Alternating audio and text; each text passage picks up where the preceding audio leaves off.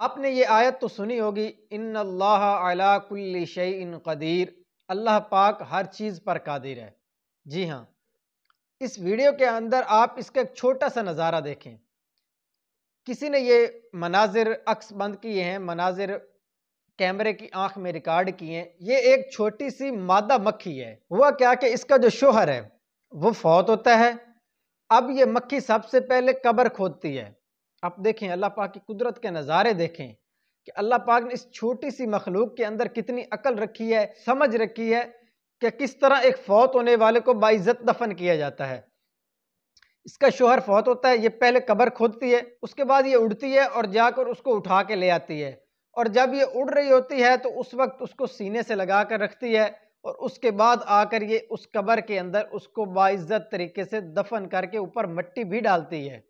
پاک ہے میرا وہ رب جس نے اس چھوٹی سی مخلوق کو پیدا کیا اور اس کے اندر اتنی عقل اور اتنی سمجھ رکھی ہے کہ اس نے اپنے فوت ہونے والے شوہر کو کس پیارے اور احسن انداز سے دفن کیا ہے۔ پتہ چلا کہ فطرت کے اندر قدرتی طور پر اللہ پاک نے جو نظام رکھا ہے وہ مردوں کو دفن کرنے کا نظام ہے، وہ مردوں کو جلانے کا نہیں ہے۔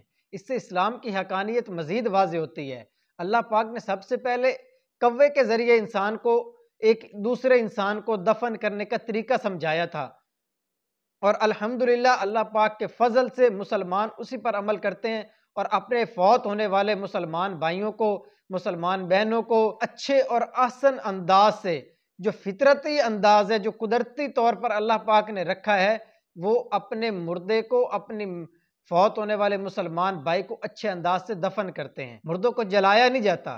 اور پتہ نہیں دیگر مذاہب میں کتنے عجیب و غریب قسم کے رواج پائے جاتے ہیں مردوں کے حوالے سے، لیکن اسلام ایسا پاکیزہ، ایسا مہذب اور ایسا فطرتی دین ہے کہ اس کے اندر ہر چیز فطرت کے مطابق ہے، اور ہر چیز اللہ پاک کا جو دیا ہوا قدرتی نظام ہے، اللہ پاک کے جو دیا ہوا قدرتی طور پر طریقہ کار ہے، اسی کے اوپر عمل کیے ہوئے مسلمان آگے بڑھ رہے ہیں۔ اللہ پاک ہمیں اسلام و سنیت پر استقامت عطا فرمائے، اور ہمارا ایمان پر خاتمہ فرمائے، اور قبر و حشر کی منازل ہماری آسان فرمائے، اور اپنے محبوب علیہ الصلوۃ والسلام کی شفاعت نصیب فرمائے۔